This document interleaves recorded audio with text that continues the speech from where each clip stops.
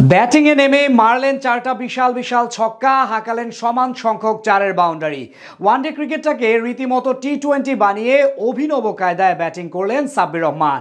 প্রায় 125 স্ট্রাইক রেটে দলকে নিয়ে যান জয়ের বন্দরে। জাতীয় দলে ফিরতে নতুনভাবে ব্যাট করছেন এই পাওয়ার হিটার। সাদা বলের ক্রিকেটে আবারও টাইগার জার্সিতে ফিরতে হচ্ছেন পুরোপুরি প্রস্তুত।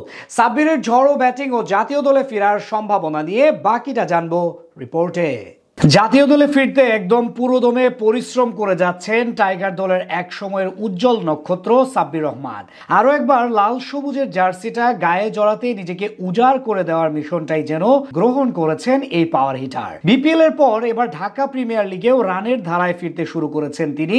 50 ওভারের ফরম্যাটটাকে পুঁজি করে সেখানেও খেলছেন টি-20 স্টাইলে, কারণ লক্ষ্য একটাই, সংক্ষিপ্ত ফরম্যাটে আরও একবার কোচ ফিল সিমন্সের আস্থা অর্জন করে নেওয়া। অপার সম্ভাবনা এবং সামর্থ্য নিয়ে আন্তর্জাতিক ক্রিকেটে আগমন হয়েছিল সাব্বিরের। বিশেষ করে সংক্ষিপ্ত ফরম্যাটে টপ অর্ডারে অল্প দিনে আস্থা অর্জন করে নিয়েছিলেন সকলে। তবে সমস্যা হলো সেই ধারাবাহিকতা বেশি দিন ধরে রাখতে সক্ষম হননি তিনি। তবে এবার বাংলাদেশ প্রিমিয়ার লিগে পারফরমেন্স করে আবারও জাতীয় দলে ফিরতে মরিয়া হয়ে উঠেছেন এই ডানহাতি। নিজেকে পুনরায় সেই পুরনো অবস্থানে নিয়ে যাওয়ার জন্য এবার ঢাকা প্রিমিয়ার লিগে অপেক্ষাকৃত দুর্বল দল পার্টেক্স স্পোর্টিং ক্লাবকে বেছে নিয়েছেন। সেখানে বেশি বেশি ম্যাচ খেলার পাশাপাশি ক্যাপ্টেন্সি করার নিশ্চয়তা পেয়েছেন এই হার্ড হিটার।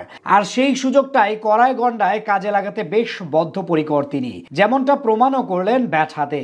গতকাল শক্তিশালী প্রাইম ব্যাংক ক্রিকেট ক্লাবের বিপক্ষে 300 রান তাড়া করতে নেমে অধিনায়ক সাব্বির রহমান ব্যাট করতে আসেন 5 নম্বরে। এসে শুরুতে কিছুটা ধীরগতির হলেও সময়ের সাথে সাথে হতে থাকেন আগ্রাসী। ঠিক টি-20 স্টাইলে ব্যাট করে হাঁকাতে থাকেন একের পর এক বাউন্ডারি। এদিন জাতীয় দলের পেস বোলার হাসান মাহমুদ, খালেদ আহমেদের বিপক্ষে মোট 4টা ছক্কা মারেন তিনি, সাথে 4টি চারের সাহায্যে তুলে নেন অর্ধশতক।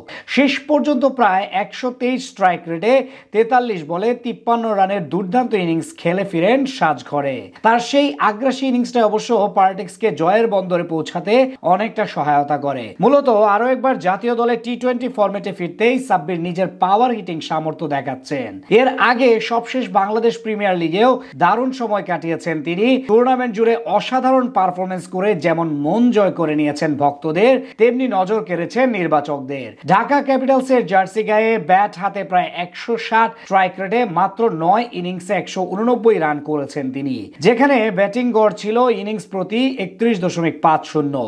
এছাড়া আসরে একটি 82 রানের রেকর্ড গড়া নক খেলার পাশাপাশি ছক্কা মেরেছেন সর্বমোট 18টি।